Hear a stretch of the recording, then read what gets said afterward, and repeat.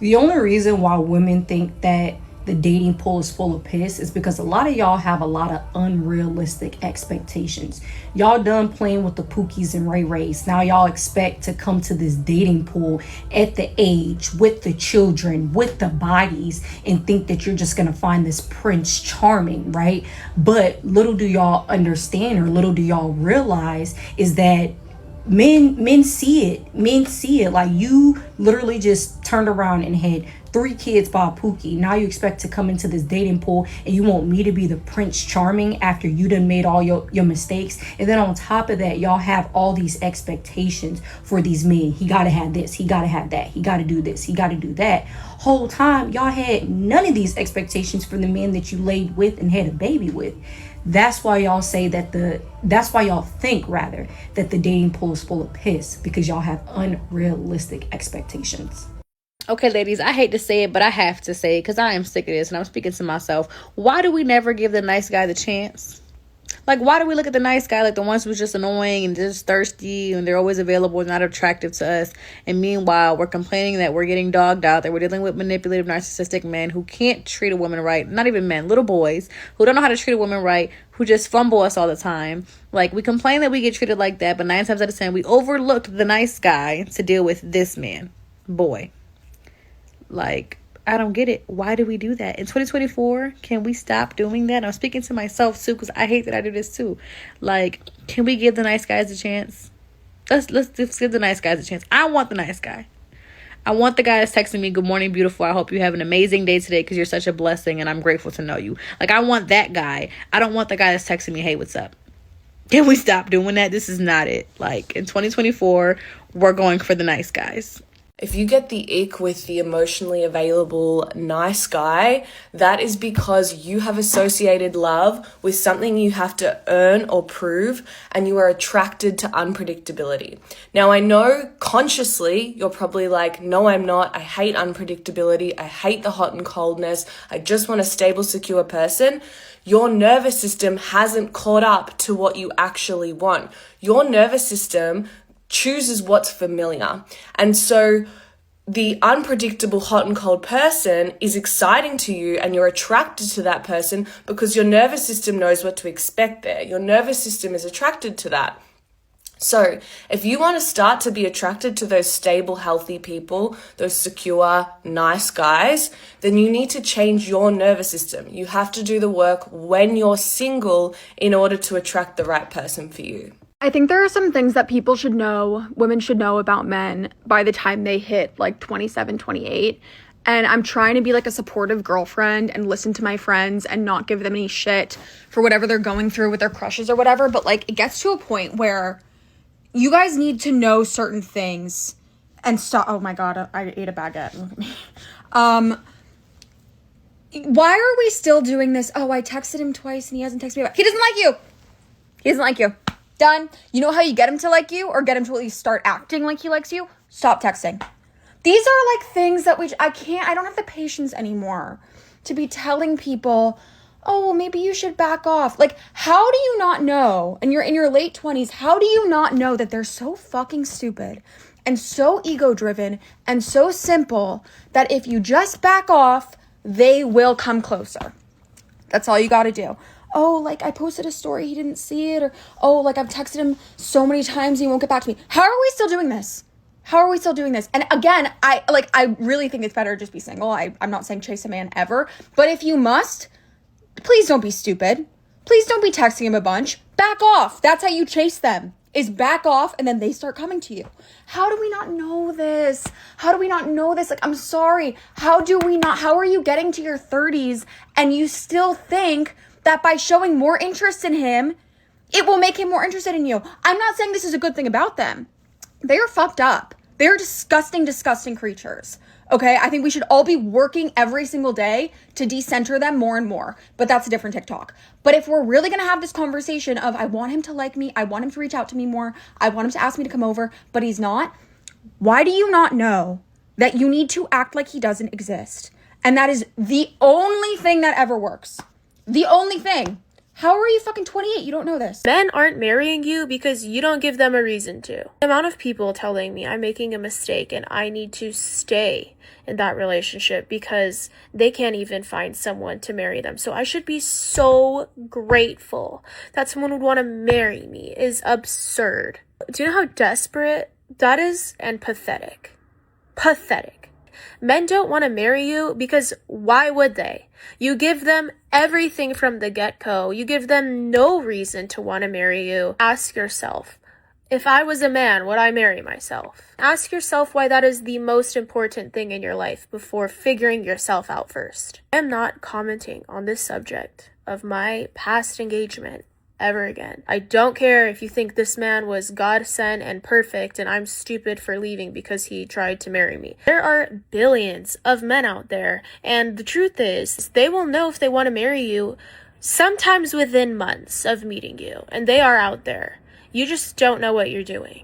If you really feel that you need to settle and latch on to the first person that proposes to you, you are so insecure. You need to fix yourself immediately. I am not worried about that one bit, okay? That's why I made a whole YouTube video on it, because some of you guys just got your priorities all twisted, all mixed up. You think that any man that will marry you and have kids with you is like the end goal, and you should be so grateful. That's how you fuck yourself.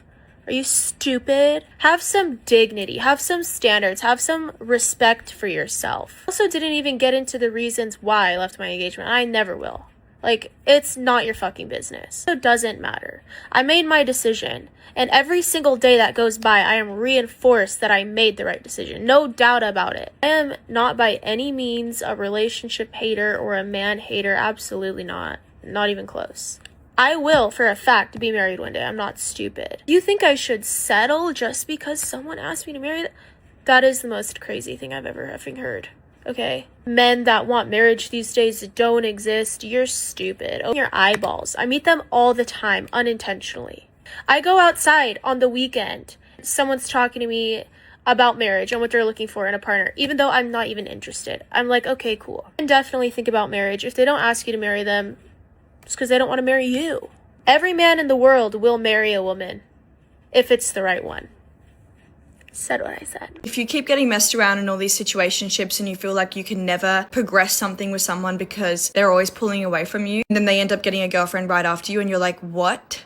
Why not me? Then watch this video. You're giving too much. You need to be a black cat. You're calm, you're observant, and you're harder to impress. You can't keep being shocked by these men taking your kindness and forgiveness for granted if you're allowing them to do so time and time and time again, because there's nothing shocking about that. You're literally letting them get away with everything. You're forgiving, you're taking them back. All that's doing is teaching him how low effort it is to keep you. And when I say keep you, I mean keep you around. They're not gonna progress something with someone who they can get anything from, because why would they make someone their girlfriend if they're already getting all the benefits of having a girlfriend without having the label? I'm writing a book about all of this. It's coming out on April 17th, so mark your calendars because you're going to need to read it. Instead of being sad by him messing up and doing the wrong thing, you're turning your sadness into that's icky. You're going to be like, that's an ick for me. The inability to reply to my message, ick. Only wanting to see me at nighttime, hiding me from your friends, that's not hot, that's icky. When you accept this behavior, you're teaching him,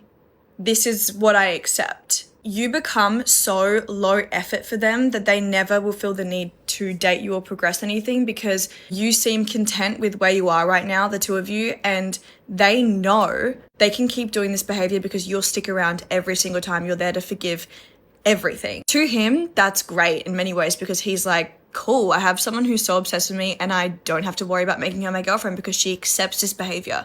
She accepts this bare minimum bullshit. He will never have to try hard to make you his because you're right there and you'll always be there. The girls that he wants to date and the girls that he moves to after are the ones that move differently. They want to put in more effort with them, and that eventually leads them to dating because they've gone on this whole journey with them of trying to peel back their layers, trying to have those deep conversations, trying to impress them. That is why they date those girls, because it was a journey that they went on. It wasn't right smack bang there in front of them. You need to sit there and say to yourself, do I only exist to him in the moments that he wants something?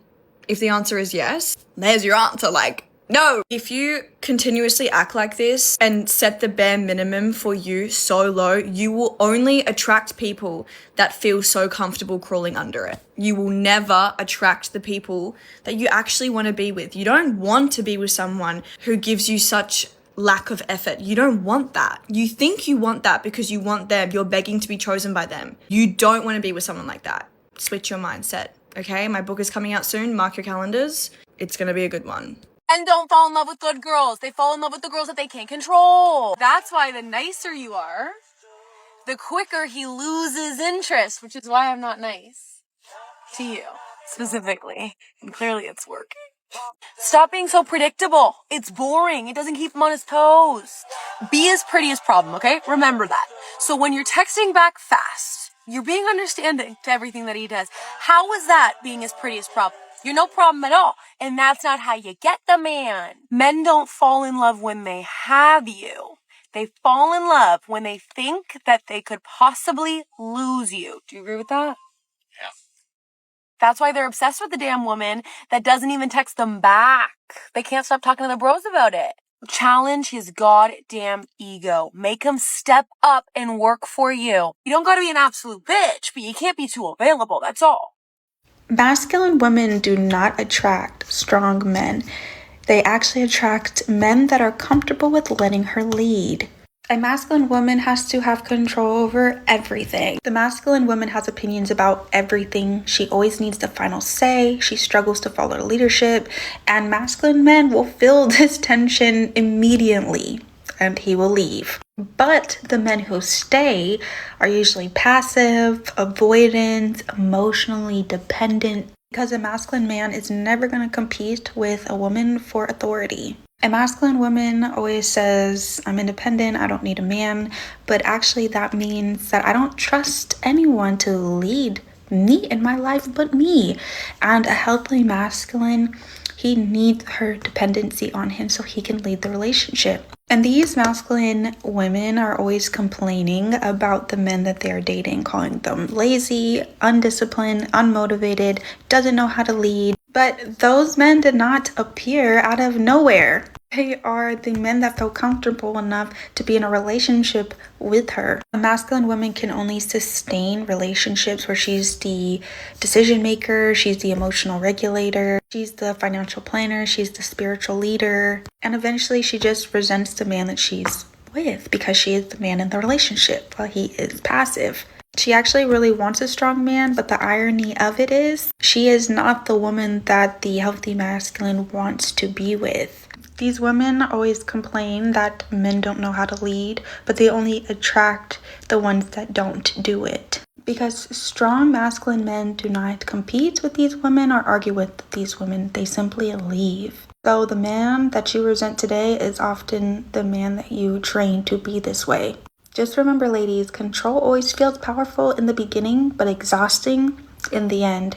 Women need to stop doing this to men right now, enabling them to be losers. The more you spend your days yapping and nagging at that man, telling him how he should be treating you, speaking to a fucking brick wall, the more you're showing him that you're not going anywhere and he can continue acting however he wants. First of all, you cannot change a man. You shouldn't want to change a man. Don't even try. Don't waste your time. Trust me, it's ill. Yuck. Men are not there to be changed, okay? What you do need to do is find the one that doesn't need changing, is find the one that knows how to behave like a grown adult, with respect, dignity, honesty, who worships the ground you walk on, okay? Stop wasting your time trying to teach a rat how to behave like a king. Secondly, stop telling that man how he should be treating you, okay? He already knows, and you know what? He doesn't care. He does not care. In fact, the more you tell him, the more you're annoying him, and the more you're driving him away, and the more he's going to act like that. So just stop. Stop doing this. Close your mouth. Press the block button. Pack up your things, get in your car, drive away to a faraway land, and never see that man again. That man was not born yesterday. He knows what he's doing. He's on the same planet as all of us, all right? Please stop wasting your time on these men. There's a whole life out there to live and a whole world of goodness to experience and enjoy. Your purpose in this world is not to baby a man, is not to mother a man, is not to teach a man how to treat you, how to act, what to do, what to say. No. Your purpose is to feed love into yourself, is to live a beautiful life, and to share that with someone who can match you at your level. So go do that, girl, because you deserve it. Hot take, I think that we should start taking men that have been cheated on multiple times as red flags. I have never come into contact with a man that got cheated on that I didn't later realize why she did it. Do I condone cheating? No. Would I ever cheat? No. Do I understand? Yeah, I have one ex. He got cheated on in the relationship before me. By the end of our relationship, I fully understood her. I didn't cheat on him. I just left him, which is something that you guys might want to consider instead of cheating, but I understand why his ex did it. I fully understand his ex. I had a talking stage with this evil ass dude. His ex cheated on him and left him for his best friend. You know how badly I wish I could cheat on him and leave him for his best friend and double traumatize him? Because that man was so evil. That man looked me dead in my face and said, I guess I just don't have that much respect for women. Your ex did not dog you enough. She should have done worse. If he's been cheated on 4 times, he's probably doing something wrong. I'm not even gonna lie. This does not apply to women, I feel like, and I could be wrong, but I feel like this does not apply to women because women cheat when their men are lacking something, typically, and men cheat because they're just hornballs. Like, it's very different. Does that mean I think there aren't women out there that go and cheat recreationally? No, like there definitely are. I think there's way less than men that cheat recreationally. If a man tells me he's been cheated on, I ask what he did. And then he tells me, I don't know. And then I hang out with him for a month and then I know what he did. Okay. Anyway, thanks for coming to my TED Talk. Bye. A man will leave a good woman without hesitation. He will leave a great woman and not even look back. Hell, he'll even help her pack her bags and move out. And then he'll go running, speeding, sprinting, jumping into the arms of the most mediocre, subpar, trash hag of a woman. If the first one, the good one, the great one, the one that we know got away, asks him to mature, grow, change, improve in any way, and he doesn't have the sack or the testosterone to do so. He would rather stay useless and unevolved than do a little bit of self-improvement to keep that woman. I've seen it with my own eyes numerous times. I've experienced it myself numerous times. One example, I have told men that make triple my annual salary that I don't want to live a life in debt. I would like to live debt-free and have a comfortable future. What do you think they did? They left because they can't hack it. It would require some change, some self-evaluation, some logical and logistical priorities. I make those changes when Gabrielle from the gutter is going to put out and ask nothing of him. He doesn't want to improve. He doesn't look at life as a journey of growth. If he left, if he leaves, if he's going, it's not because you're not good enough. He left because you were too good. A man would never compromise his attraction when it comes to dating, so why should you? This is your quarterly reminder because I love making a video on this topic every once in a while. In hindsight, if you really think about it, us as women, there is so much pressure on like, oh, you want a relationship? Well, lower your standard. Oh, that guy's not attractive. Give him a chance. Attraction will grow. This is advice we get from people closest to us. How many times as a woman have you heard that from your parents? A close friend? The people that care about us are telling us these tips. Not even in a way that they're plotting behind your back, being like, ha, I don't like you, date someone ugly. It's because we are so conditioned to believe that like, oh, if we want that relationship, then you better be ready to sacrifice something. How funny would it be if men, they like went out with their boys on a boys' night and they were like talking about girls, talking about dating, and they looked at each other and they were like, yo, bro, like, I know she's not the best looking, but like give her a chance. Like the attraction might grow. That would be comical. I feel like that could be a skit on literally SNL. Truly cannot imagine a world where that would happen. So if you're a man and this is a conversation you're having, please speak up. Like, please prove me wrong. No, I just feel like as women, we're just made to feel like if you want it, you can have it, but you can't have it all. Yes, obviously, I'm not saying like go look for your Jacob Elordi 10 out of 10. There has to be a baseline of attraction. But if there is no baseline of attraction and you're looking at this man with both your eyeballs and you're like, yeah, he's just not doing it for me,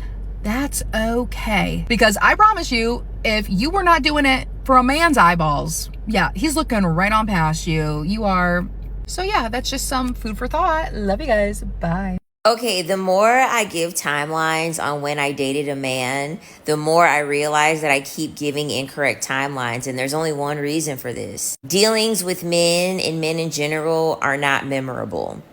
The experience with men is not memorable. So I'm really never able to accurately say, I dated this man around this time to this time within this year. The experiences with men are not memorable. So I really have to sit down and think, okay, when did I deal with him? When did I meet him? I have to think really hard about it because I have never been able to deal with a man that was just so memorable that I know right on the dime.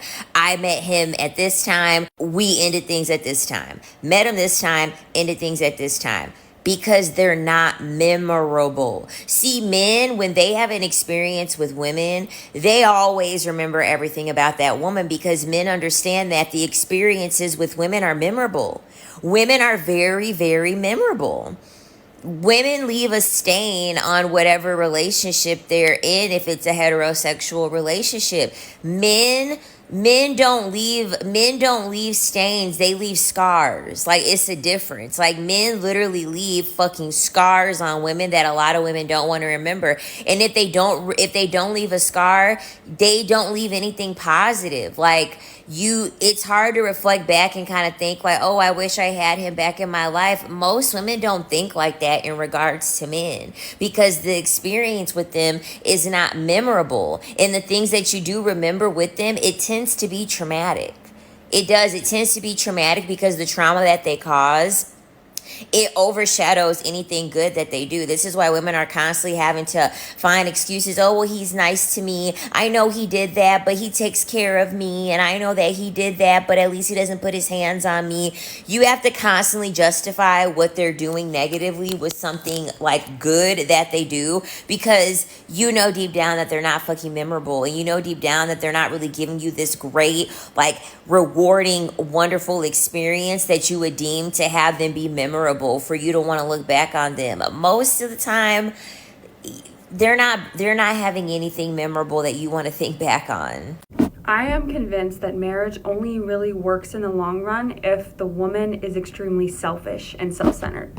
In any other case, it seems that the woman begins to be taken advantage of over the years by her husband, whether he is intending to do it or not. It happens because she's adding so much more value to his life than he is adding to hers.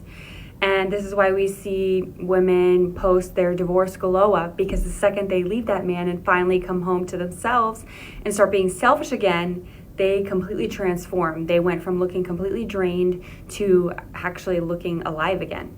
So when I say the marriage works, I don't just mean that they stay together. I mean, they stay together because they want to, not because of finances or kids or any obligatory reason. They stay together because they're in love and they want to be together. But I don't think a woman can fully even experience the love of her husband until she is fully in love with herself and is fully selfish. Because the love of a man and the love of a woman is very different. The love that a man gives is based on what he is able to add to her life. And the love that a woman gives is from that overflow of what has been already added to her by her focusing more on herself and also being able to receive more from him. The most loved, radiant wives are the most selfish and self-centered. If she starts putting him first, putting herself second or third or last behind other things, if she starts to neglect herself, if she starts to let him get away with little things, if she starts acting like a servant or catering in any way or making excuses, etc., and basically takes herself off of the pedestal of being the most important person in her life, the marriage will start to die. And that is why when those women walk away, they are completely drained because they've been giving and giving and giving, and they never took the time to be selfish. And you can argue with me all you want and say, well, we give and it's 50-50 and that works for us. That's fine, but I don't think that's the best arrangement. I think you can both get the best, both the man and the woman get the most fun and the most benefits out of marriage when it's set up in that way, when the woman is selfish and the man centers his life around taking care of her. And I'm not talking about neglect. I'm not saying to neglect your husband or neglect your kids at all. There is a difference between being selfish and being neglectful. And that's something that you need to understand before you try to undertake this. People will try to convince you that you're being evil and you're being neglectful and you're being a bad partner and a bad parent or whatever once you start to be selfish, but you need to understand that there is a difference, and as long as you stay in the right mindset and the right attitude, you won't have to deal with that, and you'll realize that you are so much more fulfilled and so is he. You want to know how to make a woman happy? You want to know how to make a woman happy? Do the bare minimum consistently. Bet you can't. Bet you fucking can't, because 9 times out of 10, men can't do that consistently. Exactly why most of you fail. You can do it for a week, you can do it for 7 days, and then you get bored, and then you get too comfortable and stop doing it. Women aren't complicated. Jim Bomb Jr. just wants to act single after he gets comfortable in something for a fucking week. Jenny's not crazy. You're just inconsistent, which makes her go a little cray-cray, not crazy, cray-cray, because she's sick and tired of your inconsistency. Here's the part people hate. Men will quite literally do a 180 for a woman that he actually gives a shit about. He will be consistent. He will buy the flowers. He will do the things. He will answer the texts right away. He will do it all for the girl he gives a shit about. So stop trying to figure a woman out and just don't waste people's times that you don't give a shit about, and start just doing the bare minimum consistently for the woman that you do. If you are a beautiful woman, you need to be intelligent in order to survive. Pretty privilege can be so isolating. Jealous, insecure women will always be rewarded for being subtly cruel to prettier women. And other insecure women validate that. Female envy creates alliances. That's why people group against you. They all have to come together as one unified front to try to take you down. Their mutual jealousy for you becomes a bonding ritual for these women. That's how powerful you are. That's how insecure they are. These alliances are always built against the prettiest woman in the room. Everyone else sees it, they all know it, so they automatically click together. If you wonder why you don't click inside of a group, but everyone else has no problem being friends with each other, but you're left out, they're doing a bonding ritual over you. This is directly from my book called Pretty Girls Make Enemies. It's an ebook. It's at the top of my page. I deep dive into the psychology behind jealous friends, jealous men, relationships, the things to look out for, how to protect yourself, how to spot it, everything. The world is cruel to beautiful women, and everyone from the outside looking in always says, oh, but pretty privilege, but pretty privilege. Oh, your life is so easy. Yeah, you contribute to the negatives. It's so important, if you're a beautiful woman, to really, really sharp up your mind, because you are the singular thing in the world with the biggest target on your back. You're not anxious, you're just male-centered. Let me explain. Because I see women all the time who talk about decentering men or how they have decentered men, and yet they also talk about how they are racked with guilt and anxiety every single day. And what people don't understand is that that is male-centeredness. Being male-centered goes so much deeper than just like being boy-obsessed or caring about men's approval. It's built in from day one. And because of that, you could literally yeet every single man that you speak to on a regular basis completely out of your life, and you could still be male-centered. Because as long as that programming is there, that programming is going to keep you focused on men's approval even when you don't have an actual man to seek the approval of. And that's how they keep us in line. Because you don't have to be obsessing over how to keep one man happy. If you are spending all of your time and energy trying to navigate the confusing, contradictory rules about what a woman can be in this society to be pleasing to a man. Because that's the unspoken part of it. When you have this little voice in your head that's like, women don't laugh that loudly, women aren't that ambitious, women aren't masculine in this way, women have to be feminine in this way, you're going to be doing all of your own self-regulating without anyone having to tell you. And if you're not spending your effort taking that unconscious conditioning and forcing it to become conscious so that you can actually get rid of it, then you will keep operating on that automatic programming. Which means the work of decentering men, the work of actually getting rid of that anxiety, the work of actually creating a life that is enjoyable for you to live as a woman is not just about reading books by women, listening to music by women, not taking men's advice so much. It's actually about getting rid of the man who lives rent-free up here. The reason why dating feels so incredibly hard right now is because we currently have gender wars. But we also have an imbalance of energy. More men are now turning more passive, which is deemed as feminine trait, and more women are turning more masculine. When you have gender wars, there will be no harmony. There will be no let's exist in peace. It's really every man for themselves. women have got to a point now where they realize they don't need men for survival. So men are now panicking because in order for a man to feel good about himself, he needs to feel needed. But women don't really need you guys anymore. They don't. I know so many women who are like marriage free, child free, living life, happy, growing, thriving, like the list goes on. So this is the problem that men are having. The reason why it was easier for you guys to date women back in the day was because women actually didn't have options. They didn't have avenues that they can go down. So women were actually coming from a place of scarcity rather than abundance. Now women have an abundant mindset. They don't need to settle. They do not. They actually don't. Men want us to settle because if women don't settle, then that means men aren't going to be picked anymore. Tell me if I'm wrong, but isn't feminism kind of a scam? Like, they just wanted more women in the workforce so that they could get more taxes. Seriously, because feminism is literally telling women that we are more powerful if we act like men, and if we do things that men like to do, and if we're stronger like men. Like, let's be honest, like, men are different than women. They're significantly different than women, hormonally, physically, in every way, okay? And if you don't agree with that, look into biology and science. So why are we trying to push, like, women to be more like men? I'm just confused. And I know I'm young, so maybe I'm just confused, but I feel like a woman being feminine is much more beautiful than a woman trying to be more like a man.